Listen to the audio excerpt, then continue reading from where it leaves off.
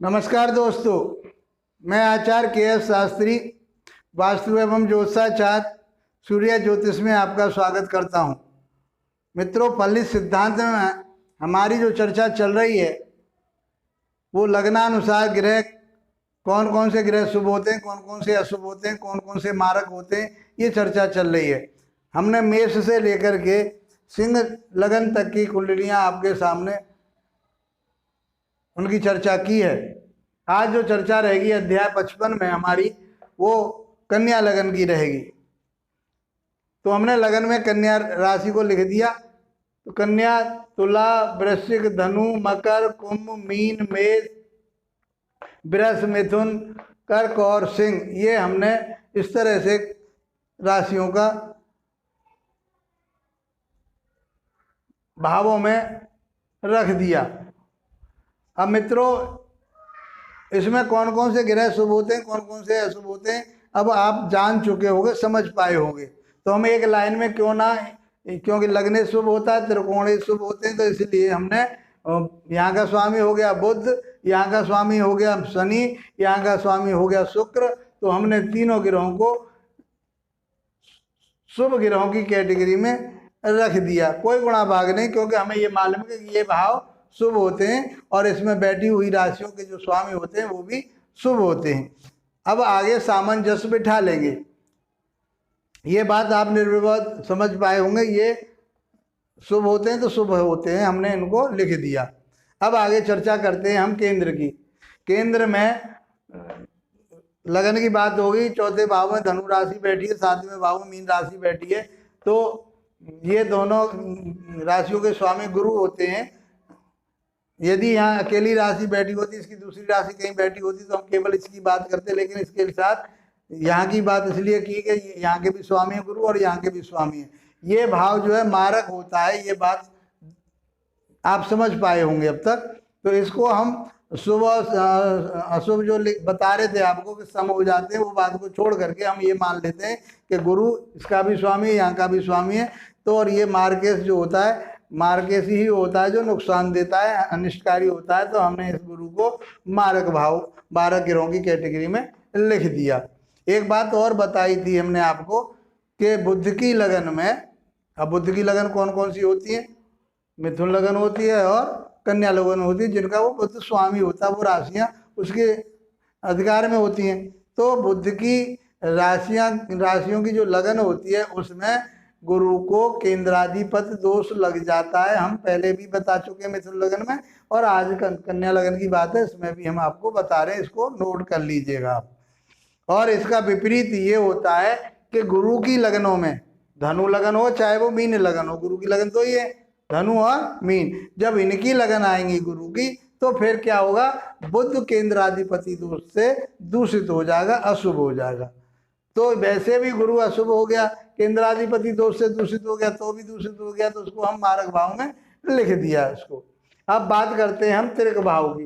केंद्र की हो गई, तिर्क भाव की कर लेते हैं। 10वें भाव की क्या करनी, क्योंकि लग्नेश तो सदैव शुभ होता है, लगन की दूसरी राशि है ये, लग्नेश की बुध की ये दूसरी राशि, तो इसकी चर्चा नहीं करेंगे। अब बात करेंगे हम तिर्क भाव की, 6ठे और 8वें 12वें भाव के। 6ठे भाव के स्वामी कौन है? शनि है, कुंभ राशि है। मकर राशि के भी स्वामी शनि होते, तो यहाँ से शुभ और यहाँ से अशुभ। तो हम शनि को भी अशुभ ग्रह की कैटेगरी में भी लिख सकते हैं। क्यों? कि यहाँ से शुभ देगा और यहाँ से अशुभ देगा, और वो नैसर्गिक रूप से अशुभ ग्रह है। ये बात आप समझ पा रहे होंगे। ऐसा सामंजस्य, भाई दो जगह का मालिक है वो, तो एक जगह का अच्छा है, दूसरी जगह तो वो अपना बुरा प्रभाव भी देगा। शुभ प्रभाव के साथ साथ बुरा प्रभाव भी देगा। वो कितना देगा वो आगे विश्लेषण में आपको बताएंगे। ये सामंजस्य बनाइए आप। अब बात करते हैं 8वें भाव की। 8वें भाव में मेष राशि, मेष के स्वामी हो गए कौन? मंगल। और मंगल की दूसरी राशि त्रिषुड़ा में, तीसरे भाव में। तो मंगल तो वैसे भी अशुभ हो गया, तो हमने मंगल को अशुभ कैटेगरी में लिख दिया। अब बात करते हैं सूर्य की। अब सूर्य कैसा है? क्रूर ग्रह, 12वें घर में दूसरी राशि यहाँ बैठी हो, उस भाव पर, उस भाव का हम शुभ अशुभ बताते हैं। लेकिन ये जिसकी राशि नहीं होती, तो वो अपने नैसर्गिक स्वभाव के आधार पर वो अपना फल देते हैं। तो इसको सूर्य जो है बुध को सम मानता है और बुध इसको मित्र मानता है, ये बात मान के चलिए। लेकिन ये क्रूर ग्रह होने के साथ साथ और 12वें भाव का स्वामी होने के साथ साथ ये जो है सम कैटेगरी में आ जाएगा। जो एक तरफ सम है, दूसरी तरफ मित्र है, और फिर क्रूरता है उसके अंदर।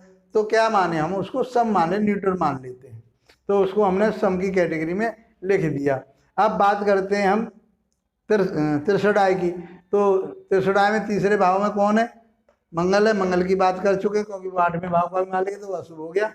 और वैसे भी क्रूर ग्रह है, यहाँ शुभ है तो शुभ, अशुभ है तो अशुभ, तो अशुभ है तो वो अशुभ में लिख दिया। ऐसे शनि के बारे में हमने शनि को भी यहाँ पे अशुभ लिख दिया, यहाँ से शुभ हो गया और यहाँ से अशुभ हो गया।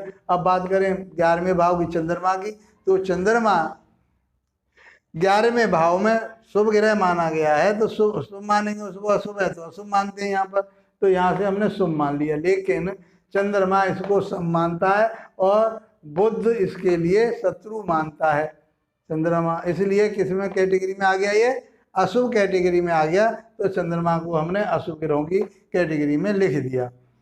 अब बात करते हैं मारक की। तो मारक की एक भाव की तो बात होगी, साथ में यहाँ के गुरु हो गए।